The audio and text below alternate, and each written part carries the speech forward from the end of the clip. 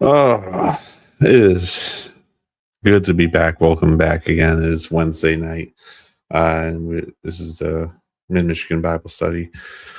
I am quite tired this evening, so once I get into once I get into the Bible, I'll be a little more awake. But at the moment, I'm just gonna do some do some quick housekeeping while I wait for my counterpart to show up. So last week I was out in LA for work, um, and I can say that publicly now because like I'm back. You're not going to catch me away from home. um, but yeah, I was out in LA for work, and because I was spending time with my family, uh, I asked Clay if he could fill in on the Wednesday night Bible study, which he graciously did, and he uh, covered a topic about like hearing the voice of God, which even I have to still listen to that. I just haven't had time to. I might do that on my way up to work tomorrow, but for now, it's like we'll see. Um, as I said, I'm waiting for him to pop in. Before I left, the Saturday before I left for that trip, Clay and I both participated in a Bible trivia contest. It's over on Holy Grind's channel, at HolyGrind-YT. And neither Clay nor I won, but we all placed. uh, like I got second, and I only got second because Clay's. Uh, I only got second because Clay's internet cut out or something, and he had to informally leave, so he couldn't answer any more questions after a certain point. So I got lucky there. Um, but I'm going to make this very clear. I was dominate. Like it was 100 questions. I had uh, I I was in the lead for 56 questions straight. So I I I'm going to brag about that as much as I can. I had a chance to overtake the leader towards the end there, but I made one too many mistakes. I recommend you guys go watch it. It was a good conversation. It was a fun conversation, as well as a good trivia. Um,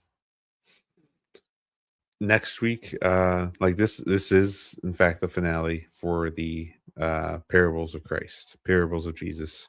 I'm not fully sure what I'm what the plan is for next week. I'm not sure if we're going to do like a quick recap or just talk about our favorite parable because there's so many of them that we could easily talk about which one was our favorite and spend an hour doing that. Um, but at the moment, I'm not fully sure if we're going to do that or if we're just going to hop straight into our next topic. Um, I am trying to wake up. It's been rough. I've been having my own internal battle, like mental battle. I'm trying to figure that out, but don't worry, I will. Just if you have time, just give a quick prayer for me, and maybe maybe God will help me figure out what I'm supposed to be doing. Wow. Um. So the parables that we're going to be going through today are the parables of the unworthy servants in Luke 17, the persistent widow in Luke 18, and the Pharisee and the tax collector in Luke 18, verse 9 through 14, as well as the parable of the growing seed in Mark 4, verses 26 through 29. I'm hoping that he pops in soon. Uh, I understand that he's busy. I think he was late last week too. So I'm not throwing him under the bus. I love my brother. And frankly, I hope I get a chance to hang out with him in person soon. But for right now, I'm like there are a few other people I'm trying to get together with to make a plan with. One of them I sent a message to earlier today, and they have not responded. Um, I'm not too worried about it. I also was uh, texted my friend Joe's and just to check in. I know he's back on his old schedule, 4 days a week, so he can't join me on Wednesdays. But um, I'm hoping that I really do need to do at least one or two Sunday streams a month just to make sure that he can hop in on that. That's I'm not sure what we would talk about, but that is what I hope. There he is. Hey, how's it going? It's dark where you're at. Where are you at? You just get home? Or I've been back here, but been painting. Didn't see the time, so my apologies. No problem. Oh. It's actually funny. I had a dentist appointment at like 8:30 on Monday. So I drove right by your house in Owasso, and like your truck was still there. And I was like, "Oh dang! Like, what time does he go to work on Mondays?" 8:30. Well, I don't start until 10, so I would have been like just leaving at that point because I left like within a couple minutes of that.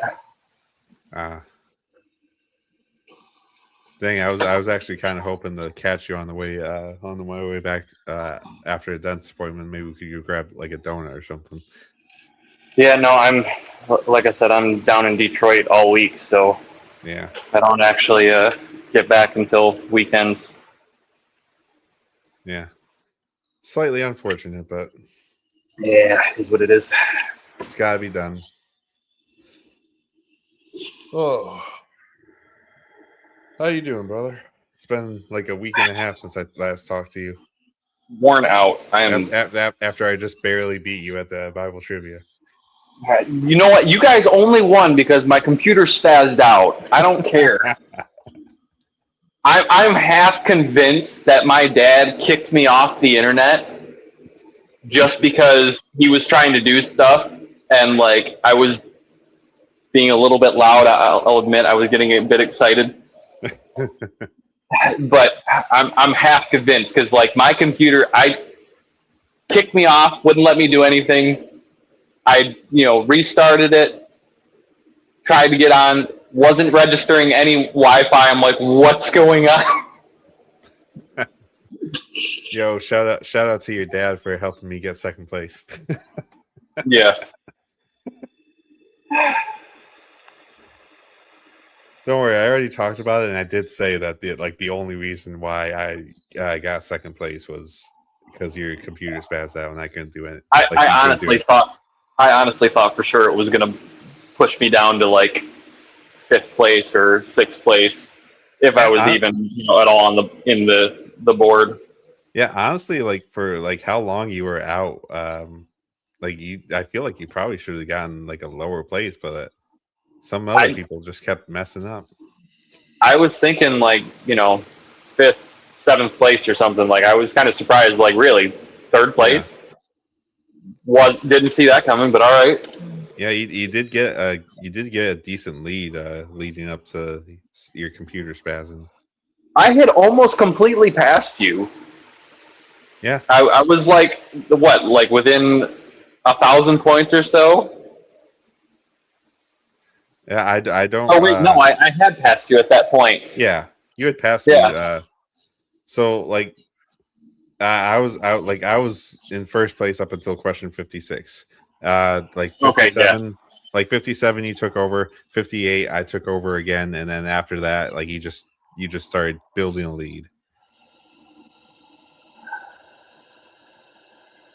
Anyway, I'll end up creating some more questions that won't be 100 questions long, but I feel like the Bible trivia when you host it as a big event or whatever, and it's like 2 months out, like it needs to be big. Like if it's a Yeah. weekly thing, okay, maybe 20 questions, but 10 Yeah. questions is just too little, like at all, unless you're in a classroom setting with, you know, a half an hour class period. Yeah. Oh. All right, so which parables are we finishing on this time? All right, so we got four That does more. not make sense. Look at Uh, stuff. yeah, the parable of the unworthy servants in Luke 17, verse 7 through 10. I'm gonna just pull it up. Actually, oh, wrong one. There we go. The persistent widow in Luke 18, and the Pharisee and tax collector in Luke 18 as well. And then the last parable is in Mark 4. There's literally only one parable that's exclusive to Mark, All and right, so Luke and 17 it's a and short one. 18, Yeah. and then Mark 4. Yep. And I'm already saying like I will take as much time as we need to get through these. Like I like this is the finale. Like this is the last time we're You like tired of doing it this way? it's not that I'm tired of these. I could do these like all day, but like it's just like we're at the end. Like I don't want to do like 2 this week, 2 next week, or like 3 this week, 1 next week, 1 this week, 3 next week. Like I don't want to do that. I want to get through them so that there's no like overhang. Right. Oh, I did not think it was like 9:15 or whatever already. I just happened to look down at the notifications, like, oh, 9:01. I gotta go. That's okay. I bought some time. I was doing a little bit of housekeeping. I think one thing I gotta do, I should do, is put the link to the like last week's into the description, just because like obviously I wasn't there, and like I mentioned that you took over last week. Yeah. And like I should probably make it a little bit easier to find than just saying that you did. Then again, like you guys, like don't be lazy. Just just check my YouTube channel out and just go look for it. Like, all right, I think that's actually a good segue into this parable. Because I read it, I read it, and I was just thinking, because it literally ends with, "We are unworthy servants. We have only done what was our duty." Like all you have to do is your duty. Check out my YouTube channel. You'll be able to find it. Oh, I got a little bit of sleepy giggles tonight. All right, so parable of the unworthy servants in Luke 17, verse 7 through 10. Will any of you who has a servant plowing or keeping sheep say to him when he has come in from the field, "Come at once and recline at table"? Will he not rather say to him, "Prepare supper for me and dress properly, and serve me while I eat and drink, and afterward you will eat and drink"? Does he thank the servant because he did what was commanded? So you also, when you have done all that you were commanded, say, "We are unworthy servants. We have only done what was our duty." Yeah, it's a very short parable. Sorry. I have the monitor right now, so I'm keeping an eye on my daughter, make sure she stays in bed. But yeah, it's a very short parable, and I think it is actually going to go well with that one we read a couple weeks ago. I'm gonna see if I can find it. Not the rich. Where is it? Yeah, the lowest seat at the feast.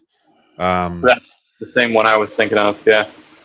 Yeah, so like in the lowest seat at the feast, it was like basically saying like when you come into a feast, like make sure you take a lower seat, because if you take a higher seat and someone more important than you comes in, they're like you're going to be asked to step down from that higher seat so that someone else, like so that like person with higher reputation or higher worth can sit where you were sitting.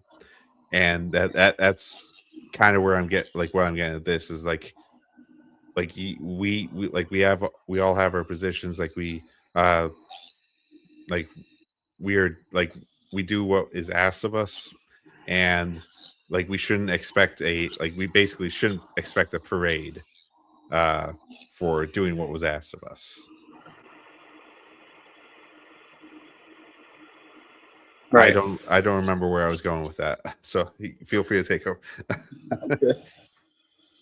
No, I think I've got a pretty similar view. I mean, we have such a common tendency to view the things that we're supposed to do as like a reward tier. Like, well, if I just do 2 tasks today, I'll get acknowledged, or you know,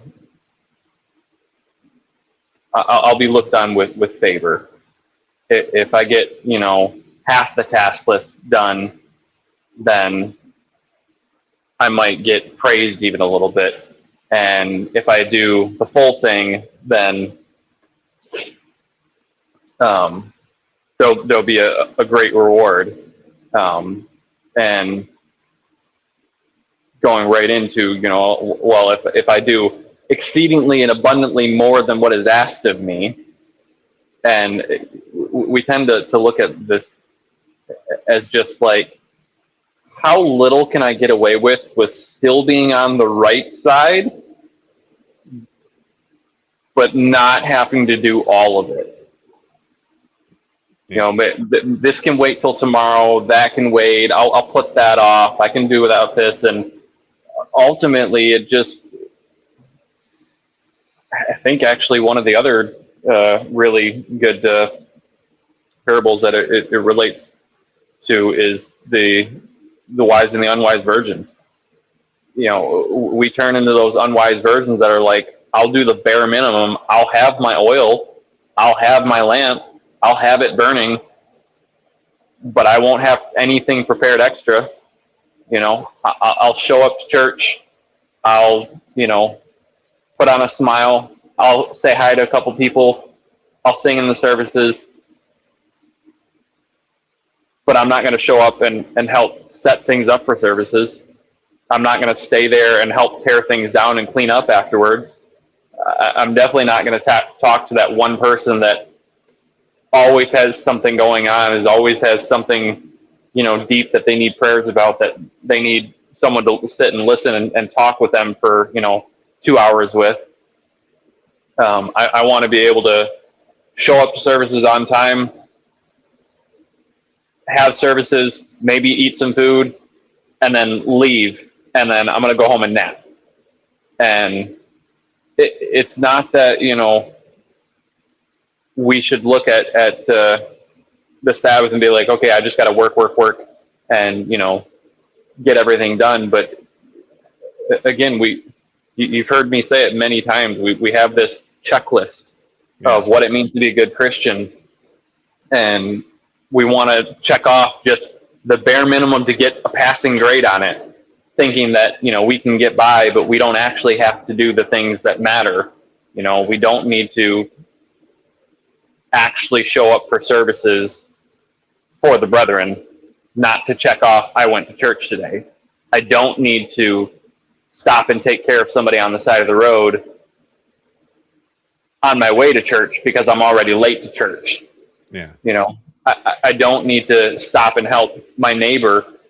You know, I don't imagine many of us have a neighbor that has an ox or a donkey that gets stuck in a ditch these days, but, you know, maybe they're I mean, it depends on where you live. I mean, maybe they're I guess I'll put it kindly, their rude husband that doesn't want to acknowledge you or be nice to you is got his tractor stuck in the ditch and doesn't have a way to get it out, and you have a 4-wheel drive truck, or, you know, insert scenario here. You know, point being, we come up with all these excuses of why we can't help. Well, I don't have the extra time right now. I'm late for church. I don't have the extra money. I don't have, the ability to. And in no way is this to toot my own horn. I was struggling with my own things last week. Last weekend, I'll admit, I didn't end up getting to go to church. And it wasn't because I just wasn't feeling good or whatever. It was just, I was exhausted, and then I made excuses, and I didn't end up going. Yeah. And while I'm not happy about not going, I'm thankful that God used that to still put people in my path that I could help, that I happened to be there for. Because when I took off Sunday morning to go back and work, I got stopped at the gas station by a lady that, had her bike, and the rear wheel had truly just come apart. It wasn't like it popped off the bike, like it had come apart. The tire and the inner tube, there's no rigidity to them. They just flop around like, how most bike tires you can pick up and they stay rigid, they stay a circle. Yeah. This was not that. This was just a pile. It was like trying to hold up a rubber band. It's like, what is this? This is not a bike tire. And it looked like somebody was trying to shove a mountain bike tire on one of those thin, like, not the racing bicycles, but the real old, like, thin tire rims. And it was like, this thing looks like it's too big even for the rim. How did you even get this on there? And she's like, I don't know. I was just riding it and it just fell apart on me. And like, I'm looking at her hands, and her hands, I don't know what happened to them. I can only assume an accident or something when she was younger, because like all of her hands, her fingers are like locked and, basically deformed. She didn't necessarily have club fists, but like all of her fingers looked like she had like a nerve or a tendon issue, because they were like locked basically like this, just in odd positions. So she couldn't really hold anything or grab anything, but she was doing her best to kind of, hold on to stuff. And, she asked if I could help pump the gas. I said, yeah, just give me a second. I'll see what I can do. And she ends up walking over while I'm pumping, and immediately my mind goes, I told you, give me a minute. Why are you walking over to me right now? You're cornering me up against the car. Like, just give me some space. And like, I'm here complaining and whining, and it's a hot day. She doesn't have any ability to grab stuff. Everybody's passing by her, not paying attention or whatever, ignoring her. And her only mode of transportation has completely fallen apart while she's riding it. She literally doesn't have the ability to fix it. Not because she doesn't know how to do it, even though I don't think she knew how to either, but she couldn't physically do anything with it. And so I take a look at it, figure out, okay, it came out, but there's no damage to the inner tube.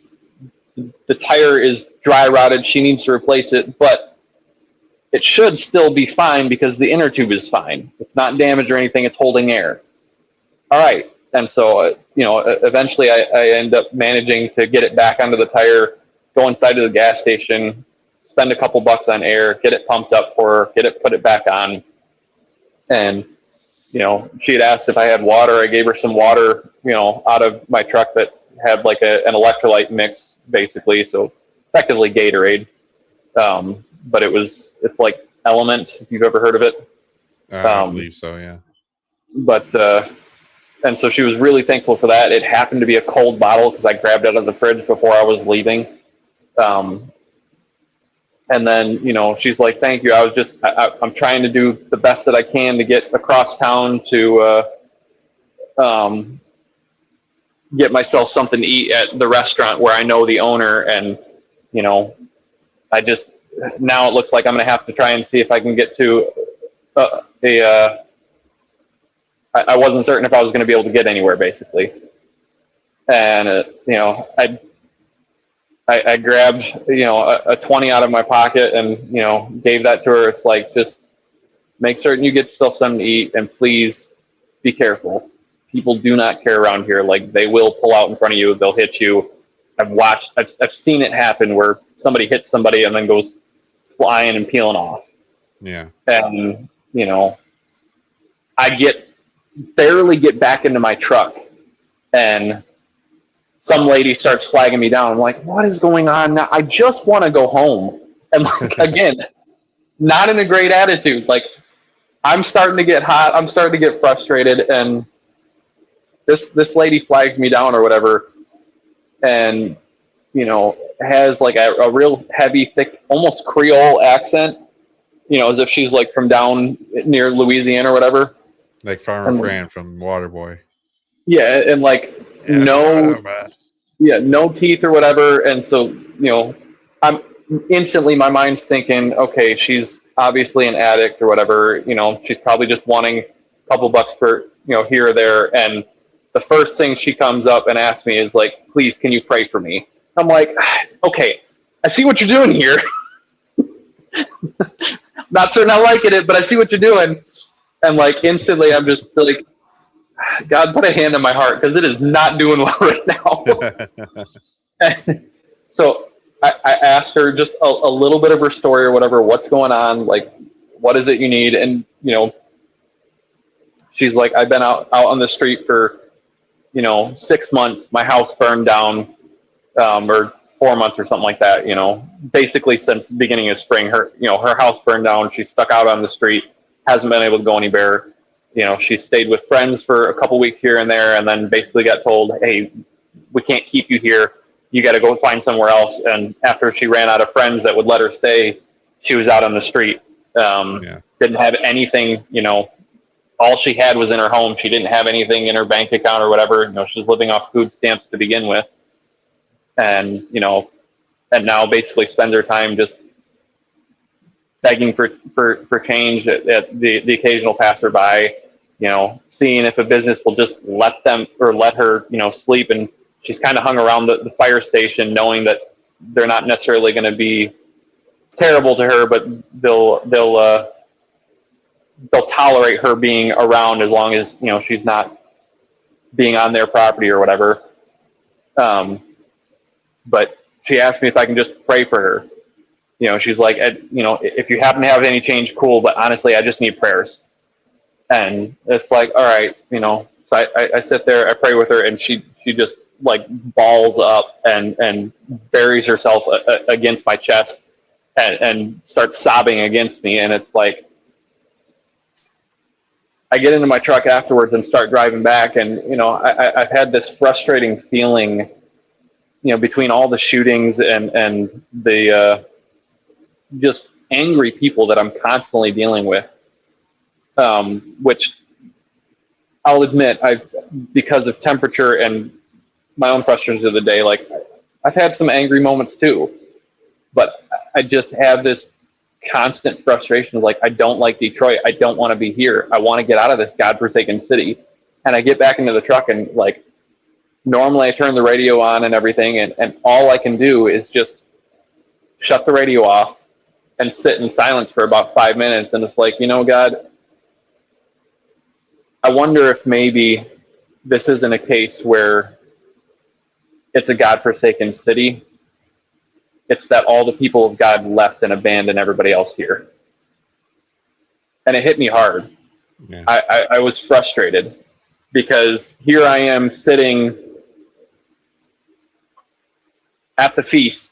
All of my needs are met. And I'm frustrated by these people that come in that have nothing and just ask and ask and ask and ask. And it's like, who am I to deny them? Yeah. Who am I to sit here and say that I am of any more worth than they are? That I have any more value, that, my time is more precious than theirs, that my attention is more valuable than theirs, that my needs or my checklist to get through the day is any more valuable just because I have responsibilities and they only have needs. They no longer have the luxury of having responsibilities. And it's like, God, I'm sitting here and through all the past messages, the past several weeks that I've gone through with friends and Bible studies and conversations that I've had, like over and over again, it's just a constant reminder that like we are not alone. Yeah. We need to be there, not because the Sabbath is part of some checklist that we need to cross off, or being a good Christian is part of a checklist that we need to cross off, but simply because other people need it. Yeah. Other people don't have a relationship with God that they can depend upon him, not because they can't, but because they don't know how. They've never been shown how. All they've been shown is negativity, and that you're not worth my time, you're not worth the effort. You're someone that can be cast aside and not cared for. And ultimately, we turn into these unworthy servants. And it's incredibly humbling and heartbreaking to see that thousands of years after Christ talked about this, they're still relevant and more than applicable to all of us today. Amen. All right. So I have a question for you.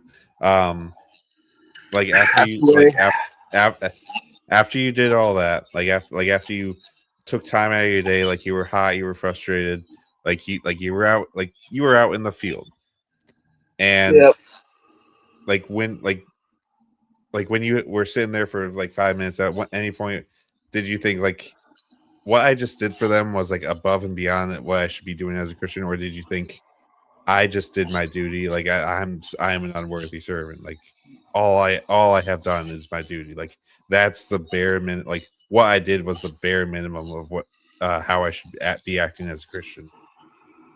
Honestly, there might have been a little bit of the latter, but it was just frustration with myself that I haven't been doing more.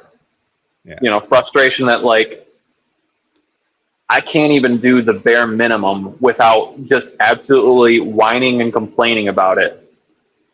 And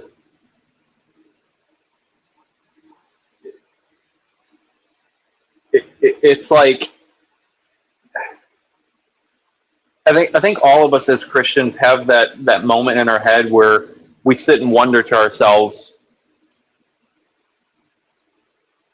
if Christ was here today, would he have picked me as one of his 12? Yeah. And I would venture to say that probably a good 60% of us or more, 60 to maybe 70% of us probably say, yeah, I probably do enough. He'd probably pick me, or at least I'd be pretty close around them. Maybe not one of the 12, but I'm definitely one of the ones that's traveling with them any chance I get. And honestly, I'm one of the 5,000 at this at the sermon. Like I'm one of the 5,000 oh that's yeah, going to be fed.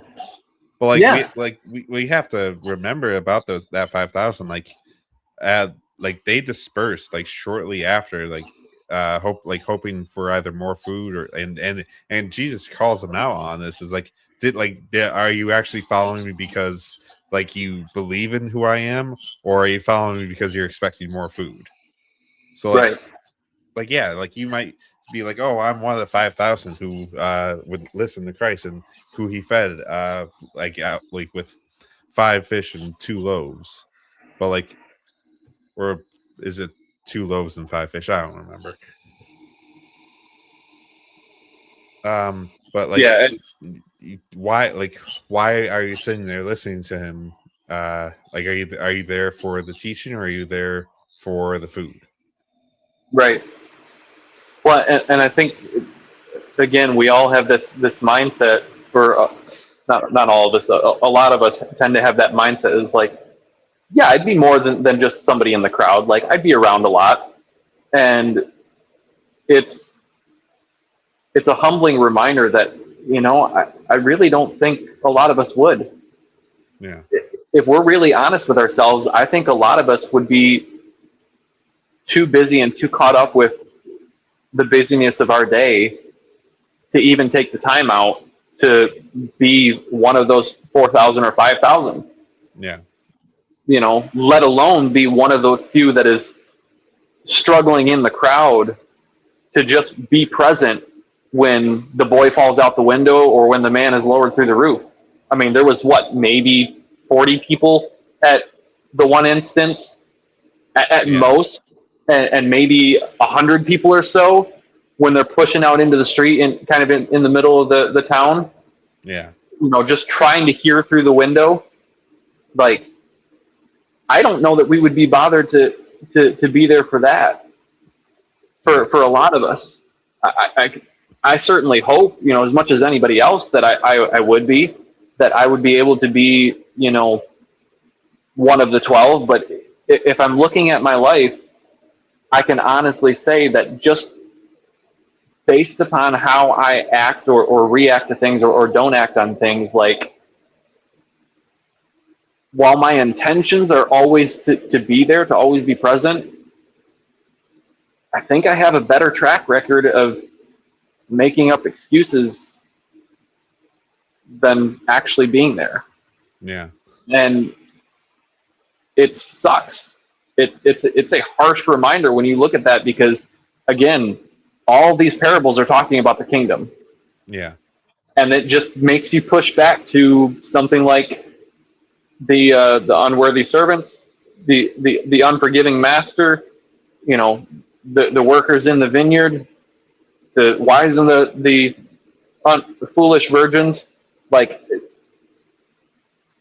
you're either with Christ or you're against him. There's no, I'm kind of for him, but only when it meets my needs. No, you're either with him or you're against sitting on the fence. Like, you want to know the problem with the fence line? We think that, if I'm still on the fence line, I'm technically with Christ. No, see, here's the thing. Like, I actually shared a video in the Discord like a little while ago of like Bryce Crawford telling a story about someone who was talking about like who like sat firmly on the fence, and then like all of a sudden like the guy was like wiped away, like he was banished to hell, and like what's going on? Like I was sitting on the fence, I was getting both Jesus and the world, and like Jesus and Satan, and like it was like, don't you see, Satan built the fence? Yeah, it's like, here's the thing. God gives us a hedge of protection, but if you pay close attention to the way that any landscaping is done, a hedge is always built within the boundaries of the fence. The fence is the limit of the property, not the other way around. Yeah. And so if you're looking at, I'm only close to the fence, like, you're outside of the hedge. Yeah. You're not you're not within protection right now. Like, you're either walking side by side with Christ, or you're within the house or that hedge of protection. The moment you're outside of it and you're not walking with Christ, sorry, you're on Satan's property. Just because you can't see the fence anymore because you passed it 5 blocks back, like, I was only gone for a little bit. I was only gone. You were not present. You're not here. That's like, again, it's a harsh reminder, but if we really are being truly honest with ourselves, I don't think that many of us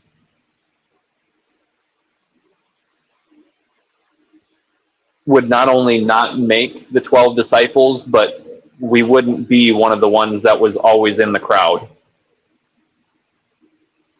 We would struggle to be one of the ones in the big crowds. And it's not because we don't care. It just, I don't think it's settled in our minds just how much it matters. And again, anything, I said this last week on the the podcast when I was leading. Anything I say here goes equally just as much for me as it does for anybody else.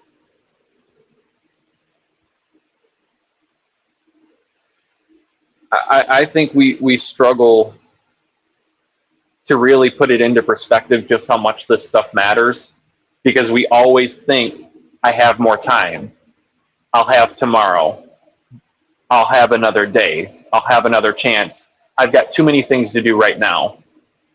And even if we have been able to settle that to where it does matter, I need to do this today, we don't have the real value for it because we've never had to fight for it. We've never had to hide it. We've had the choice of whether or not we want to hide it or push it out there, but we've never had to hide it for fear of our lives.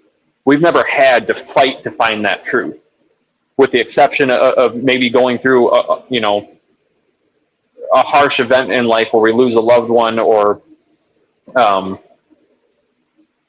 anything similar where it challenges our faith. I mean, life or death situations, we've never had to earn our faith. Yeah. And I think that puts us at a huge detriment when it comes to the rest of the world, because it's just, well, this is what I've always known, Yeah. It's not something I don't value. It's just not something I cling to because I'm always surrounded by it. It's not like this tiny little possession that I've got to keep close to me and hide from somebody because I think it's going to be taken away. And again, I think if we're really being honest with ourselves, like, it's not that none of us has the luxury of being able to say, it's okay, I can fall short because everybody falls short. Like, I think we all have a little bit of that, but I think we lean on that more than just saying, God gives me mercy. We lean on that and saying, He will give me mercy. He's going to. He's always going to forgive me. He's always going to give me another chance. And it's kind of scary, and rightfully so. But it's scary when you really sit down and ask yourself the true questions, like, am I really doing enough? Yeah. Am I doing the bare minimum at all?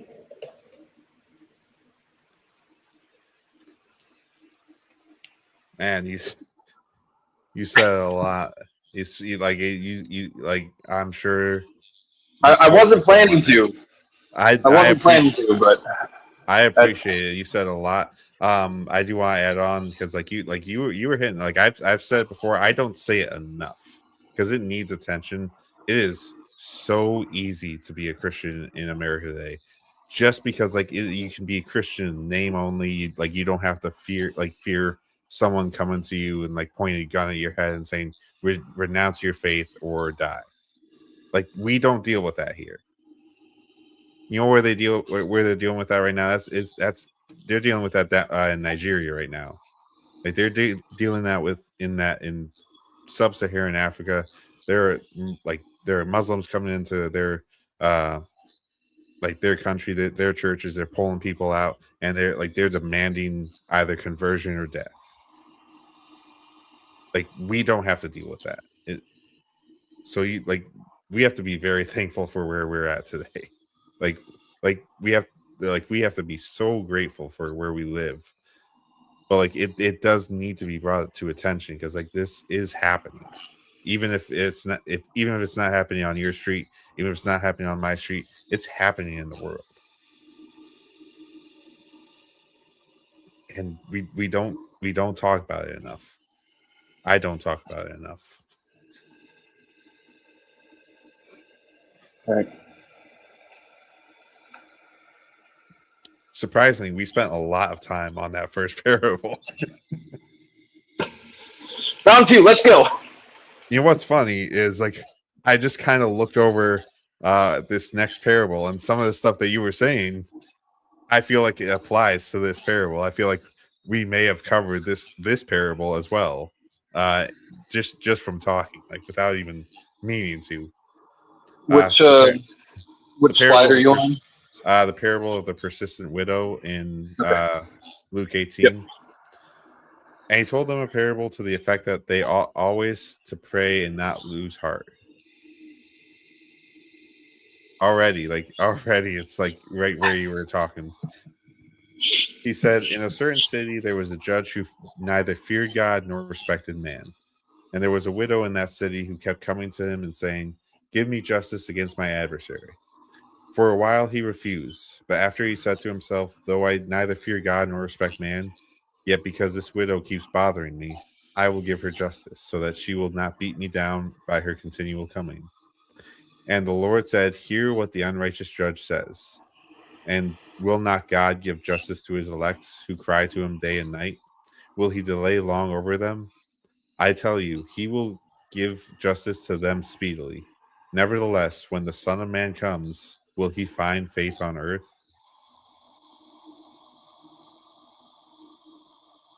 I'm just gonna take it like a lot of that. I really do feel like you were hitting the nail on the head just from your long little rant there, like, which I appreciate. I'm not knocking you for ranting on. Like, I love that you ranted, but like, just I was reading, like, I just took a quick glance while you were like finishing up, and I was like, that last line, "When the Son of Man comes, will he find faith on earth?" And what you were saying with like when you said something about like that God forsaken city, like, did God forsake that city, or did we? Like, did the light of Christ that was meant to be in that city leave and just leave people behind that needed their help? And when the Son of Man does come back, will he, like, how will he judge those who just left that city?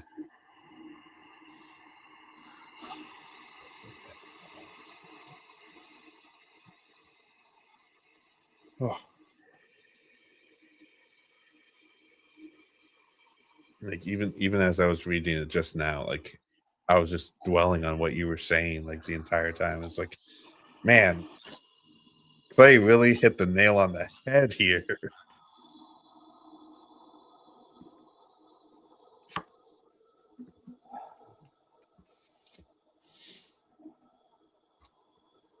I think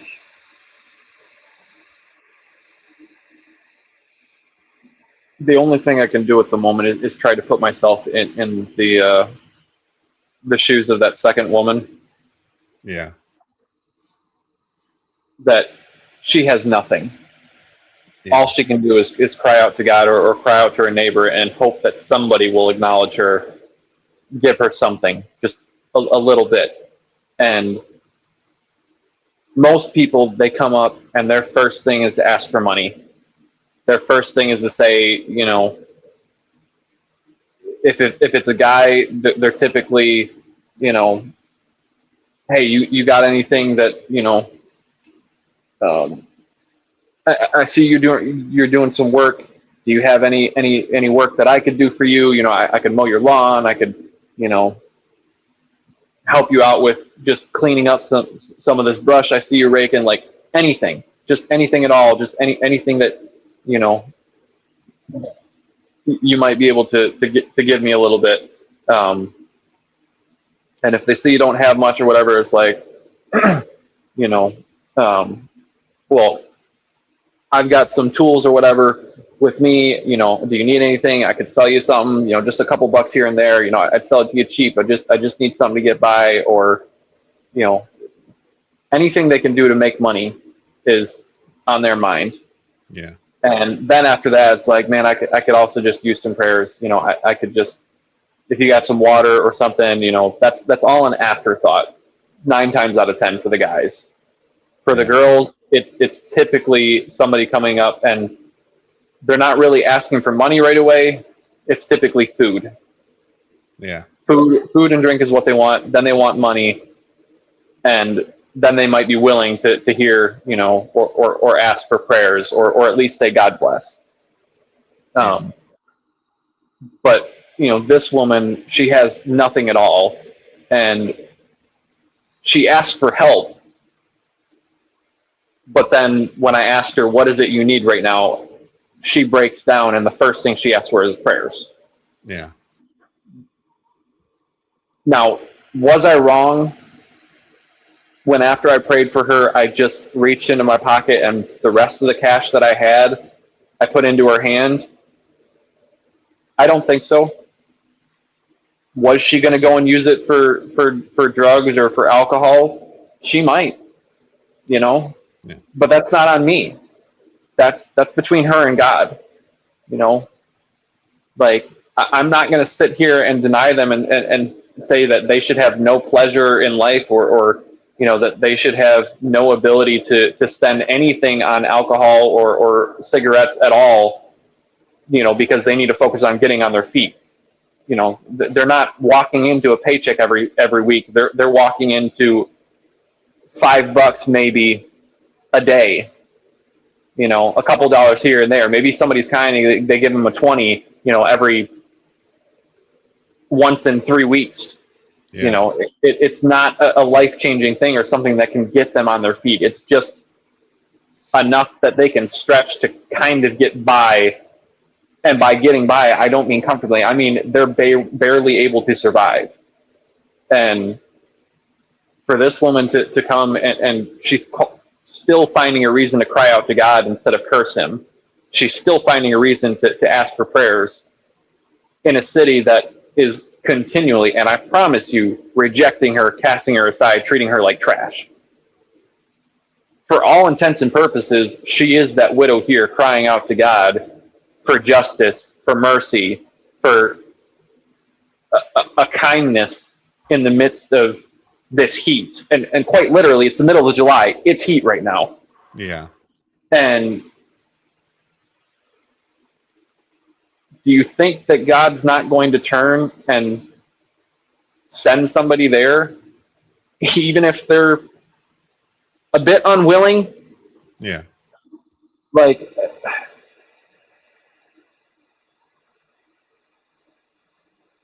I don't know that God would have struck me down right then and there had I decided to not help, or just said, no, I can't help anymore. I don't have anything else, and lied. But I don't think he would have been kind with me about it. Yeah. Would he have done something right away? Maybe not. But I also don't want to sit here and find out. The reality is, I was frustrated that I didn't do more, that I couldn't give more because I hadn't been, you know, better about just how I do things. You know, and it's not just a money standpoint. It's just I couldn't give more because my mind was too focused on me rather than, hey, another one of my brothers and sisters is coming up to me asking for help. How can I help them? Yeah. And I think it's all too easy for us to sit here and just be so caught up in the busyness of the world that we forget that God is a judge and a king. And anything that we do to any one of his children, we're doing directly to him. It's kind of like that scene in the Avengers where Bucky runs off and ends up killing Black Panther's dad, and now he's sitting in the car with Captain America or Steve, and he goes, so I ask you now as both warrior and king, how long do you think you can keep your friend from me? Like, we tend to look at God as only the nice guy. Yeah. And we forget the fact that he's king. Not just a king, the king. Yes, he's your daddy. He's also your father. Like my dad didn't give me lectures because he hated me. He gave me lectures because he knew that I needed to hear that. He needed to set me straight. Like, and God's going to do the same thing. He's going to set us straight. Sometimes it's going to be it's going to be a little more harsh, and just like my dad give me a lecture about my grades. Like I'm sure he wants to be your best friend. He wants to be the one that you run to like a little child still. Let the little children come to me. Like he wants to be that person. Like the best translation for Abba is daddy. Like if even Jesus was calling out Abba Father, like dude's my age, plus a couple years, give or take, calling out to his heavenly Father as daddy. Yeah. He wants to be that person. He will be that person. But his first priority with you is being your parent, not your best friend. He will lead you. He will guide you. He will provide for you. And he'll also correct you when you need it. And sometimes that's a gentle prodding. Sometimes it's dropping the other foot.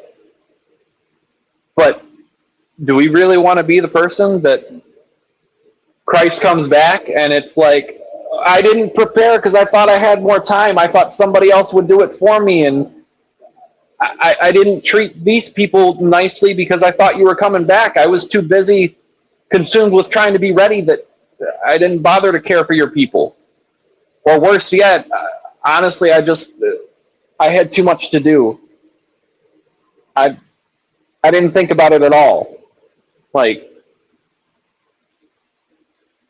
I don't want to be there. Yeah. And yet,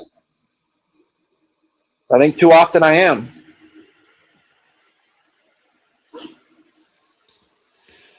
Oh.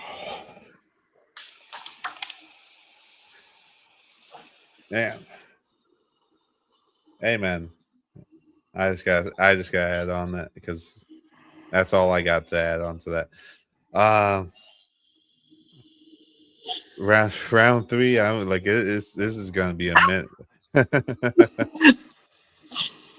Listen, I didn't plan on saying anything this time, so dude, you like I am very thankful that you are like I am appreciating this. I really am. Like I am appreciating how deep you're getting into it. I'm appreciating how you're getting your emotions into that because like it's getting me in my feels.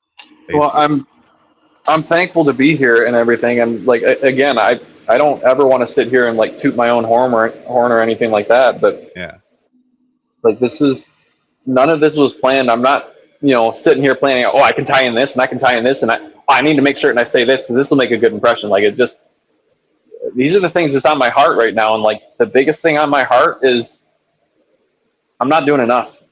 yeah. Like I'm slacking. For all intents and purposes, I'm lazy. I'm not working hard.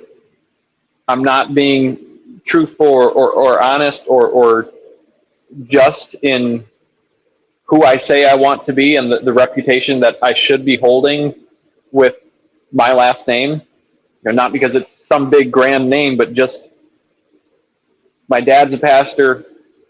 I'm a third or fourth generation. I've spoken at church.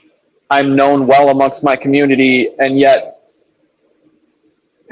it seems like I've gotten in, not necessarily living a double life, but like you're not living up to the standard of what people believe you or expect you to be. And maybe that's, me being hard on myself. Everybody knows that, we all fall short. Nobody's expecting people to be perfect, but if I'm looking at it and say, what would people say of me? Who would they say I am? Am I living up to that? I don't know right now. If I'm being truthfully honest, I don't know. I would struggle to think that I am, and that alone, never mind, the thought of being a wise or an unwise virgin, or Christ coming back and saying, "Depart from me, I never knew you." Like just alone. Yeah, I think I think the honesty and the humility like that's one thing that's very important when when we're trying to reach people because that we want to put on we sometimes want to put on this facade like oh I because I'm in Christ I'm holier than thou, but like that's just not the truth of it. Is that like sometimes we are broken, sometimes we are in a season just of like a downcast season where we're trying to figure things out, where we're trying to get back to where we want to be. And like the honesty, like it sometimes throws them off because like they like if you go to them and they're gonna expect you to be like all holier than thou, like oh like this guy like he's a Christian, he automatically thinks I'm better, like he's better than me. But Right. like the honesty, like you come to them and say like hey like I've been where you are, I was broken at one point, I'm still broken in other spots, but like I'm working on it, I'm getting better, and like it is only through Christ that I have this opportunity, and it's through Christ that where you can have that opportunity as well. And like sometimes we try and like keep that facade up even when we're at like very low moments. Like that's just it gets to be a cognitive dissonance. It's you're like you could be horribly depressed, but like you're trying to reach someone, but like you're not letting that facade up. They're like you're just trying to like expound on the like peace and love of Jesus Christ, but you aren't like truly feeling it in your heart at the moment. You're like you're struggling, and like it gets to a point where like you sound disingenuous because they can't tell who you're trying to convince. Like Right. Well, and and again, it goes back to the parables with like, all right, look, I don't expect that I need to be at the table amongst the 12, or that I need to be at the wedding party table. I don't expect that I'm one of the highest, but I've earned my right to be at this table. I've earned my right to be here amongst the crowd. You know, I shouldn't be, way at the back, barely standing in the doorway. Like, I've earned my right to be here. Nobody can tell me that I can't. And yet Christ comes up to us and just, instead of, rudely telling us to go way back, even rightfully so, he just comes up and gently taps us on the shoulder and says, hey, I know that you've already taken this spot, but I need this spot actually for somebody else. Could you please stand back here? Or even a little bit even more humbling, which is shocking coming from somebody that's our God and King. Would you be willing to give up your seat for this other person? I'm not asking you. I'm not going to make you. I'll ask somebody else if you're not willing to. But I'm asking you first, would you be willing to? yeah. And how often, because it's not forced of us, or even because we're asked at all, we start to groan and just, why? I've got so many other things I need to do. I'm tired. I'm exhausted. I'd like to sit down in a chair. We could start complaining about us and thinking about our little lives and all the things that we need to do and the things that depend upon us. And we can't just give it to his hand, recognizing that, hey, I'm not going to give you something that doesn't support your weight. I know the things that you have on your table, on your plate, the things that you need to carry. I'm giving you a lighter burden, and I'm offering or asking you to give up your seat for somebody else who has a much heavier burden that you don't know about. Yeah.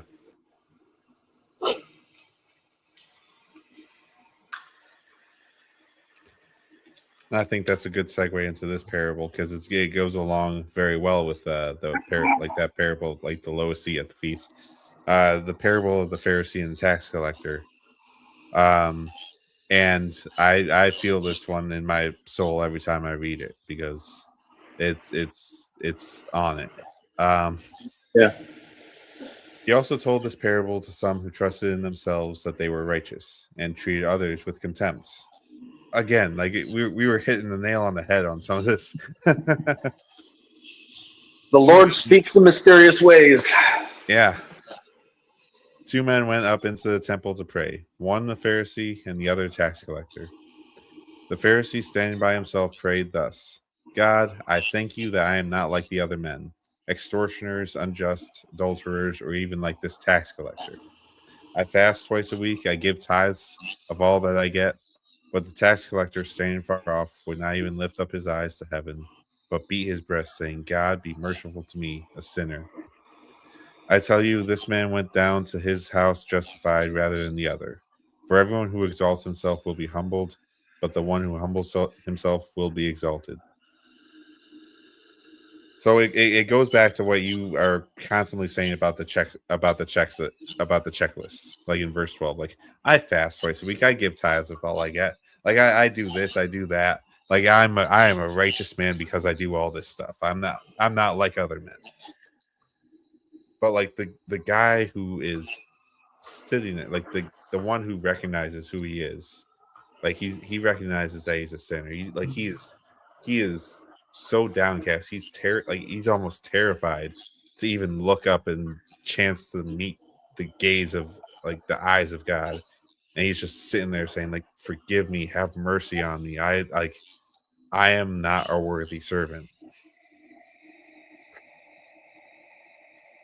Oh, shoot. I got some trash to throw out. And that hits me every time that I read it. Like, just not even verse 14 where he wraps it up like, oh, he humbles himself. Like the part about the tax collector, like, just not even being able to lift his eyes to heaven. Like, he's terrified. He just wants mercy. Like, he's reaching out, he's begging for just grace. Like, he's begging to be humbled, like not humbled, but like he's begging to be forgiven. He recognizes his station.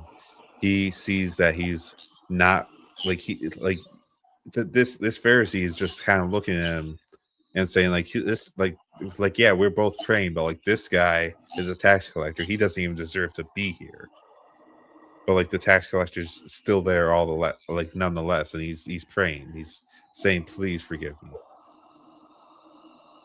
Go and learn what this means. I desire mercy, not sacrifice. Yeah. Like, it's, again, as we just spent so much time saying, like, I've earned my seat at this table. I've done everything I need to do. I deserve to be here, and there isn't anybody else that can tell me that I don't. And I thank God that I'm not like these people that barely do enough to get into the back of the room. But here I am. I've done my checklist. Look, I've got proof. Here it is. You can read it all. Read it all and weep. I got my chair. You can have the floor. I've earned my chair. I can have it. And the other person isn't asking to be in God's presence at all. They're not asking for a miracle. They're not demanding a seat. They're not even asking for a meal. All they're doing is acknowledging God, like, this is the reality of where I'm at. If you think I need punishment or guidance, fine. If you are willing to give me help with food, with water, with sustenance, thank you. If you're willing to put me to work, put me to work. But here's where I'm at. Here's who I am. Please just come into my presence. However that looks. With correction, with food, with guidance, with a hug, however it looks. Just all I want is just the hem of your garment. I'm not asking for your time. I'm not asking for, a grand acknowledgement. Just let me touch the hem of your garment. That's it. And I think too often it's almost like our idea of prayer. We think of prayer and immediately it's, well, I need to be on my knees. I need to be, lifting my hands in worship. I need to have, this formal conversation with God. It needs to be direct and personal and intimate, and just the absolute picture perfect, scene of a moment with God. I'm doing everything right. He's acknowledging me. I've earned my acknowledgement. You know, praise be to God. But the reality is, it's a lot more like the second man, that broken and torn by his own circumstances and a lot of things that he's put into place. All he can offer to God is, this is who I am. Like, forgive me for not doing more. Like, take me as I am, because that's all I've got But to give. all I can do is give you, you know, a broken hallelujah, or, you know, perhaps not even that. I don't even have it within me to be able to praise you. All I can offer is just, Father, help. And that's all he wants. Like, legitimately, you've probably heard the saying, like, he loves you as you are. Come to him as you are. But he loves you too much to keep you where you're at, Yeah. to let you stay where you are. Like, come to him as you are, whether that's on a good note, high and lifted up and thankful with all that's going on in your life, the way that you've been able to bless others, the blessings that you've seen in your life, or my marriage is falling apart. I've got, you know, a can of soup. I've got no finances and our house is a mess. But yes, please come over, have dinner with us, spend some time with us. I need some company and we need some prayers. Just be around us, because we can't do this on our own right now. Or, my kid is dying in the hospital and there is nothing I can do. Father, please. I have nothing else. Just, Father, please. Like, Yeah. too often we look at our walk with God, our relationship with him, and think it has to be this grand, perfect, picturesque thing, when the reality is, all he wants is for you to be genuine and intentional. Be real. Don't put up these false walls and you know, this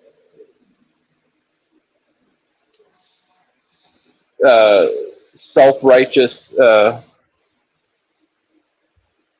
pompous facade of, I need to be A, B, and C all the way through Z, and then you guys have, you know, earned the right to be around me, or call yourself on my level, and, you know, God will acknowledge me in front of everybody else, or, you know, at the very least, on the other side of it, it's, you know, then I've earned the right to come before God. When every single time we look into the Bible, whether it's the woman with the bleeding issues that just barely touches the hem of his garment, that's all she was asking. Wasn't asking him to stop, wasn't bombarding him, asking him to pray for her, or, you know, crying out for him. Just touch the hem of his garment, and that's enough for her. Like, all he wants for you to be is genuine and real, and seek his presence. The rest will come with that. Yeah. If you put your thoughts and intentions on God, seek ye first the kingdom of God, then everything will work itself into order after that, and all these things will be added unto you. Like, if you put your focus on God and be genuine and real, this is where I'm at, this is everything I'm struggling with, these are the things that I'm holding back because I don't want you to see, I don't want to see, and I'm frustrated. It's overwhelming, and I don't know if I can handle it. But this is where I'm at. I don't know where to go from here, but I'm in your presence. Like, if that's all we can do, that's more than enough for him, because we have a willing heart that will seek him out. For everybody else that's just sitting on that fence, you're already lost. If you're sitting on that fence at all, you are already lost, because it goes right back to the gospel, or to was it Paul's writings in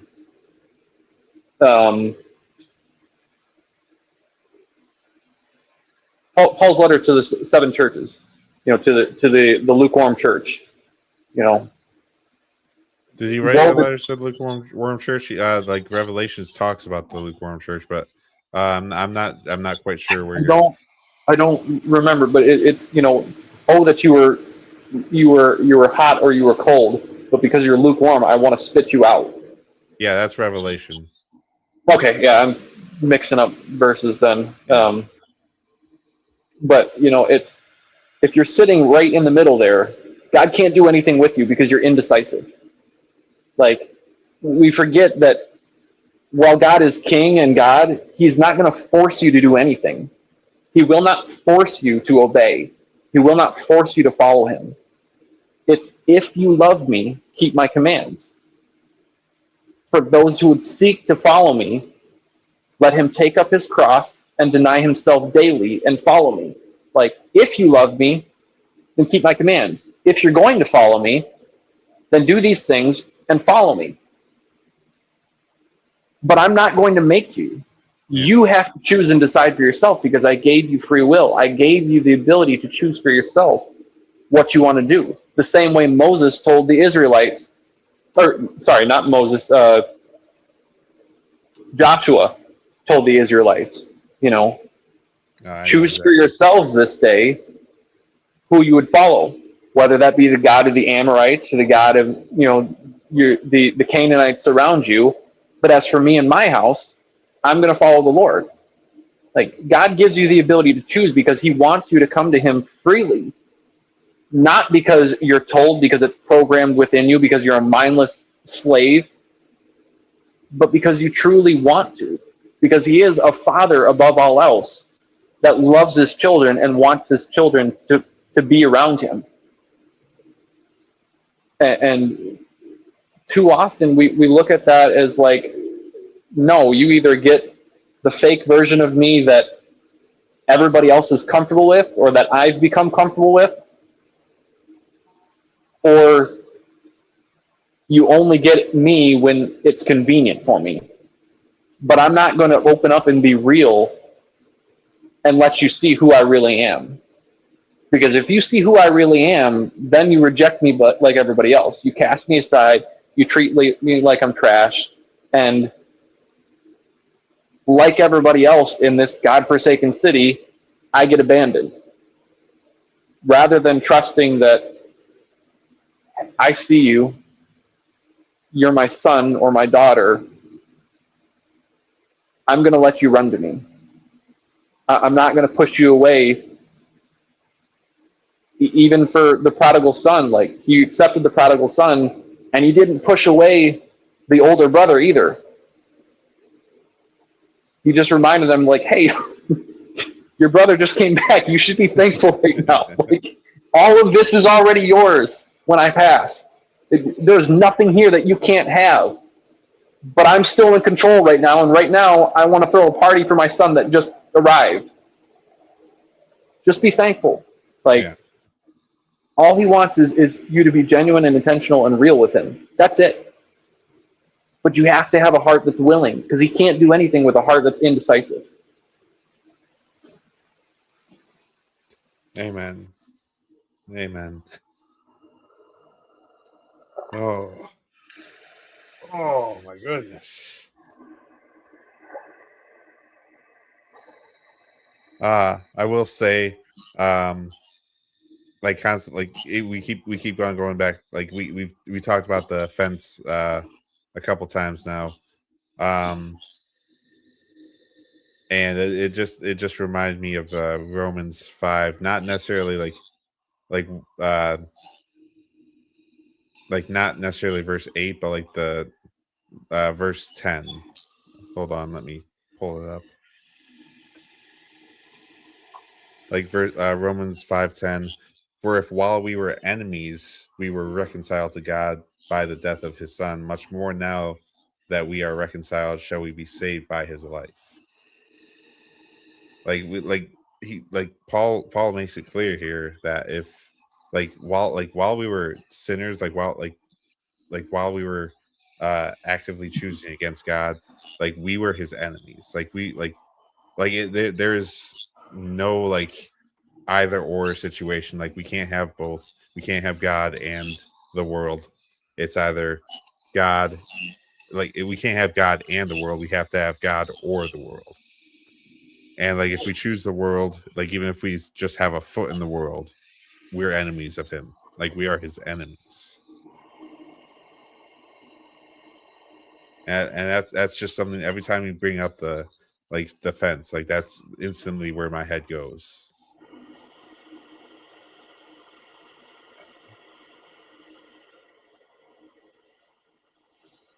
All right, I think we can get to this last parable. I feel like this is the only parable that doesn't follow the theme that we've been seem to have been doing tonight.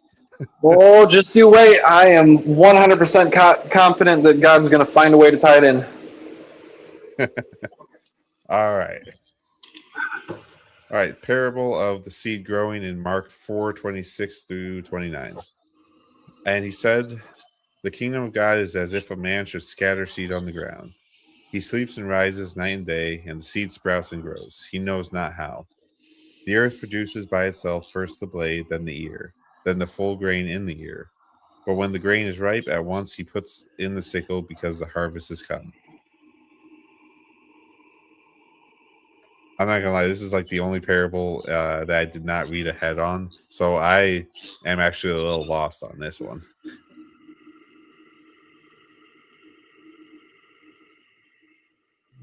Like I don't know what to make of this particularly.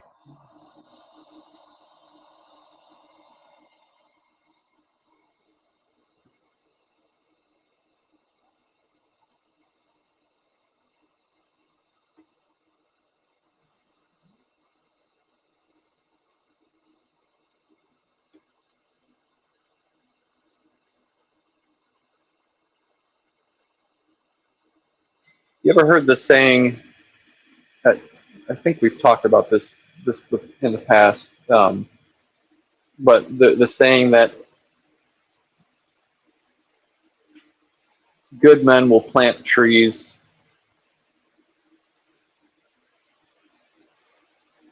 that they will I think never know to enjoy, knowing yeah, that the shade and the fruits thereof will be enjoyed for generations thereafter. yeah. I remember you saying that. I think it's last when we like not only when we were doing the trip like the Bible trivia, but like I've heard you say it before. Yeah, I think it's similar to that, in the sense that we don't really see all the things that God is doing in the background. You know, we go through about our lives and we scatter seeds of faith and of doubt. I mean, let's be honest. To everybody that comes in contact with us, whether that's a coworker, whether that's a longtime friend on a podcast, whether that's somebody on the street that we bump into, and we choose either to help them or to push them away. We scatter seeds of hope or of doubt, and we don't really get to see what happens with those. Sometimes that's it's a case where a couple years later we get to see, oh hey, there's a little bit of fruit here now. It's budding. Sometimes we get to see that it's got maybe that first blade again, or the ear. It's starting to grow. It's starting to become something, and it's taking hold. Other times we don't get to see anything at all. We just have to sit and wonder, did I do right? Did I plant it deep enough? Did I water it enough? Did I give it enough nutrients? Was it in good soil? We don't get to see anything at all until we come back later and there's either a crop there or there's not, if we're even lucky to see that. But we don't get to see all that's going on in the background. We just have to trust that God's got it. And even if we did make a mistake or just flat out knew what we were doing and did wrong, God's still watching over that, either with somebody else that did right and corrected our mistake, or the hope that he knows what to do anyways. And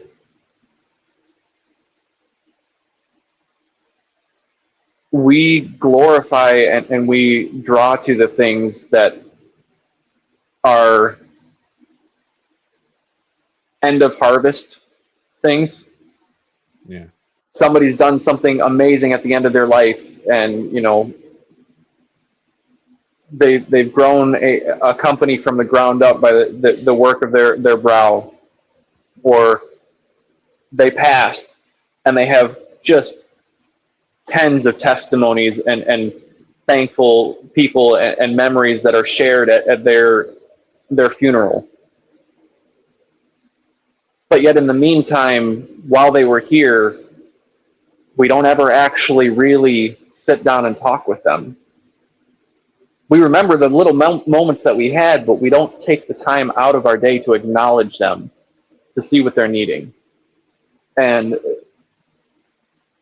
I think it's just a common reminder that we never really get to see what's going on in the background, but that doesn't mean that we should ignore it once we've dropped our little seed of faith.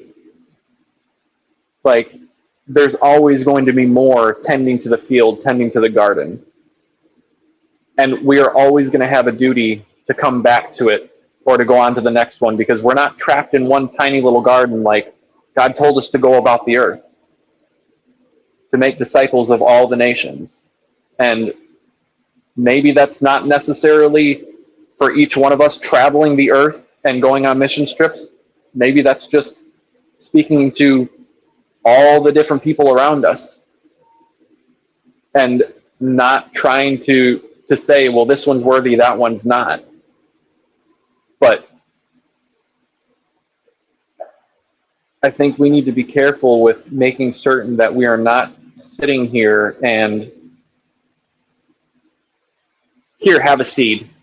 Yeah. God's got it. Here, have a little water. Have a little bread. Go, go, go. Go on your way. God bless you.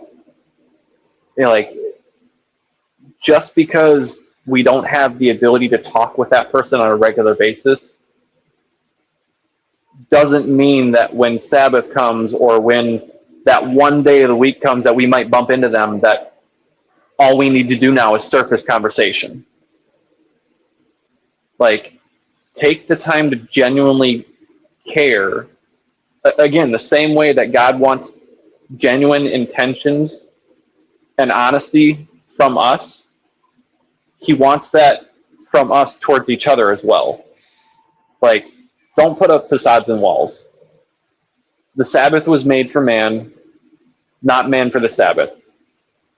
It wasn't something that you need to just cross off your checklist and say that you've done. It's not something to prove that you're a Christian. It's something that you come together, and yes, you worship God, but the other side of it is being there for each other, to bolster one another up, to be able to hold one another accountable, to be able to be there and understand when somebody's holding back and not saying what's actually going on, because you're there with them on a regular basis, and vice versa for you. But also to be able to recognize, hey, this person just simply needs somebody to sit with them and give them a hug. Like, they need some time. And I don't know that anybody else is doing that. Because, again, just like we talked about earlier, where if we're being honest, we'd struggle to be one even in the great crowds. Like, I think too many of us look at it exactly the same way as, the foolish and the wise virgins. With, I'll scatter the seed, I'll say I'll pray for you, I'll say God bless you. I might even take the time to stop and just pray, loosely for you right here. But I can't go any deeper than that. Yeah. God's got it from there. Yeah. And it's like we don't come back and go, oh, you're ready for harvest. You're doing so much. But we don't bother to just put in the effort when we see somebody struggling, trying to grow, trying to ask for help. It's, just give it time. You'll get there. God bless you. Go on your way. Not, hey, are you doing okay? Do you need a little bit of weeding right now? Do we need to talk and have a conversation because you're struggling with some things? Do you need a little water, a little bit of encouragement, or a little nourishment? Do you need some bread?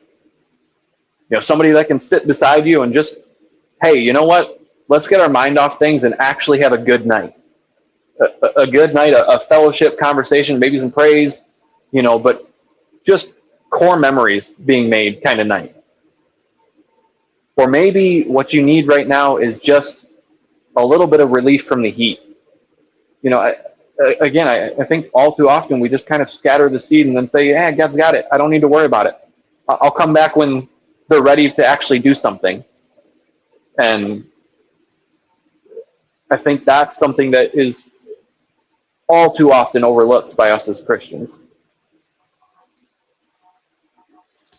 Yeah. Amen.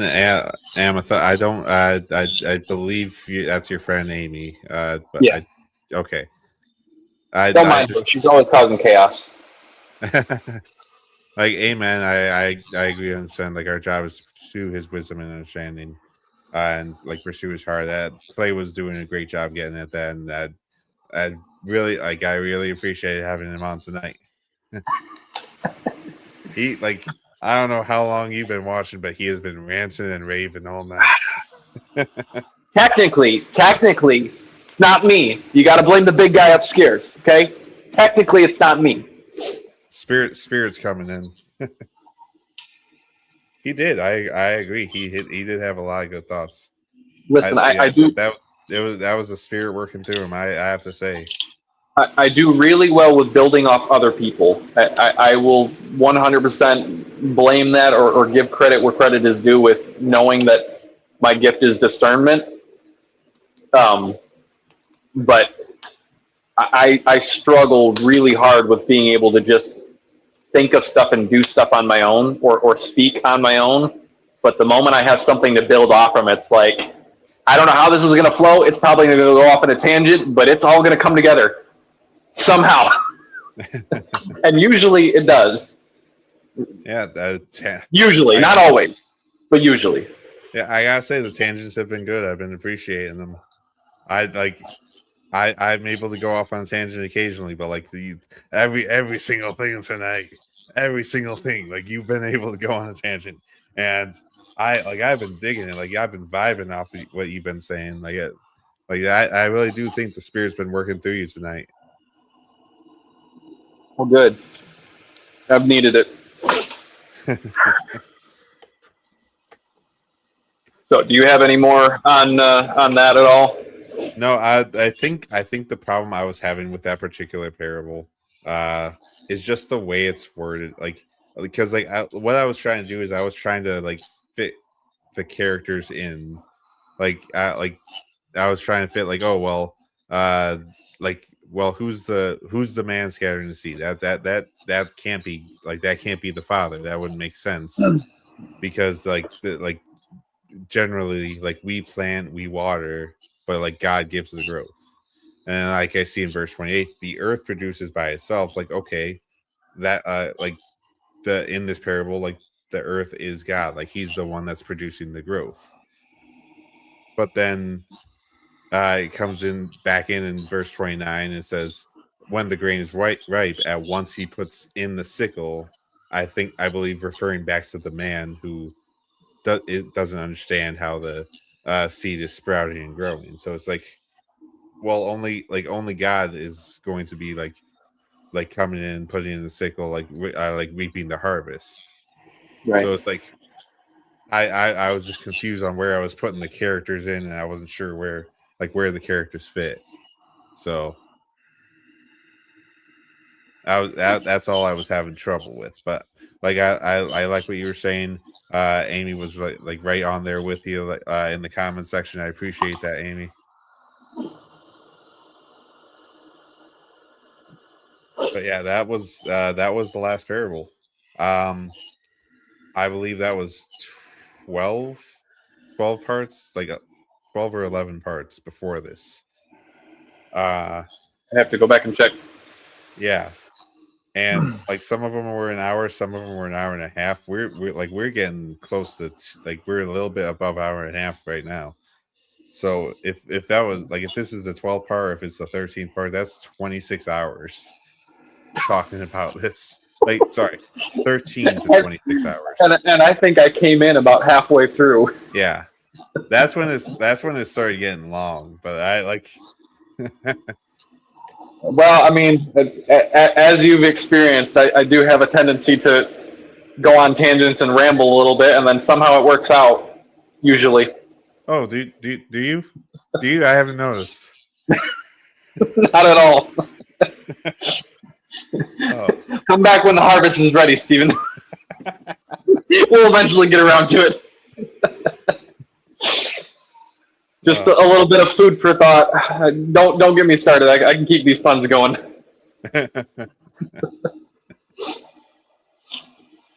Well,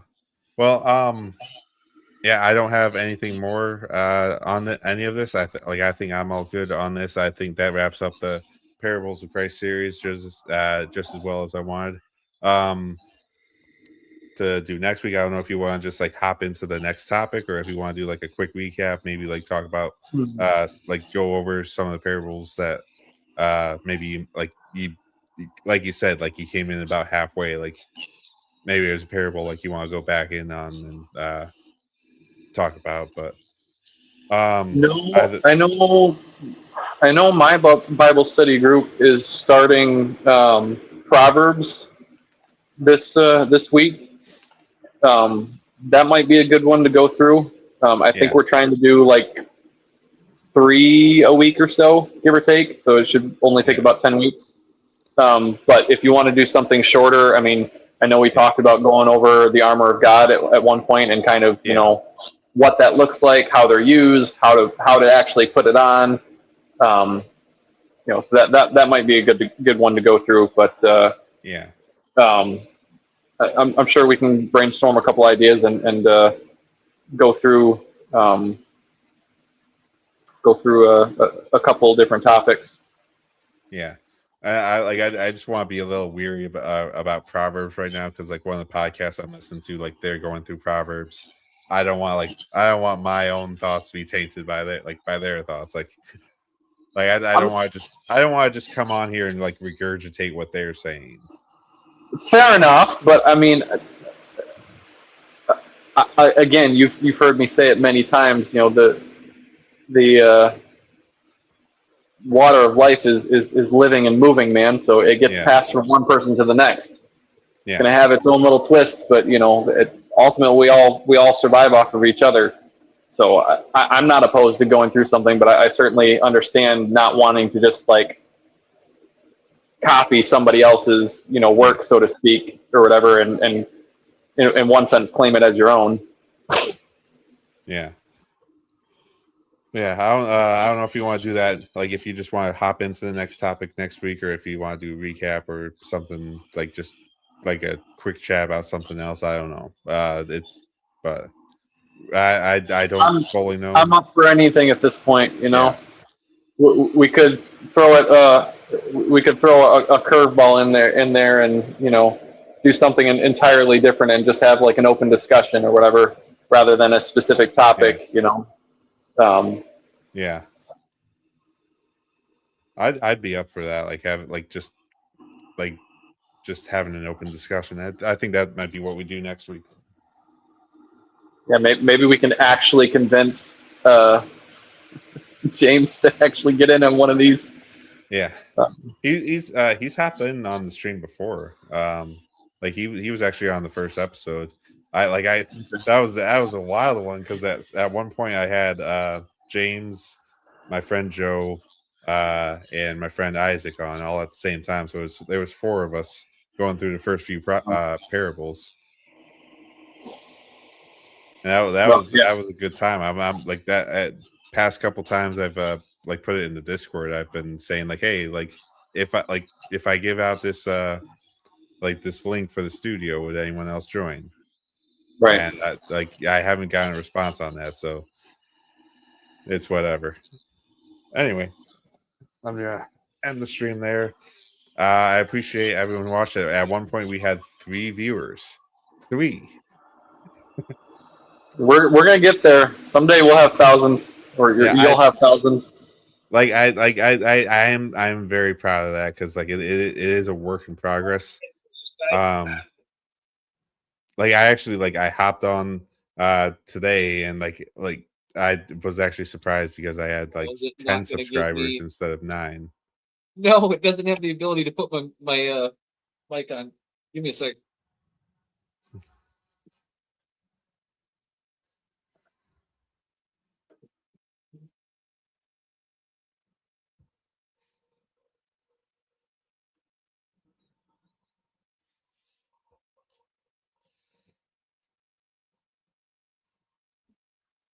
All right.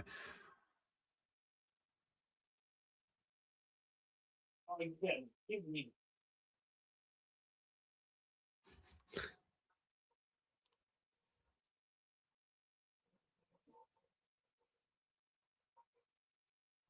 Nonsense. All right. Well, I apparently do not have my cord splitter there like I thought I had, so I could plug my headphones into my phone. But yeah, I do have a quieter downstairs. Once I turn the lights back on. no, I couldn't hear any background noise on your end. I expect more background noise because I got my kid's monitor. No, it was just all the fans and the AC going on upstairs. I couldn't hear a thing at all.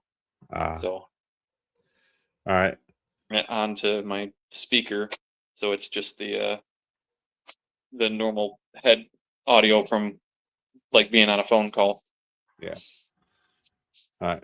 Well, I'm gonna end the stream there. Thank you so much for to Amy who says she watched from the very beginning of this episode. I really appreciate it.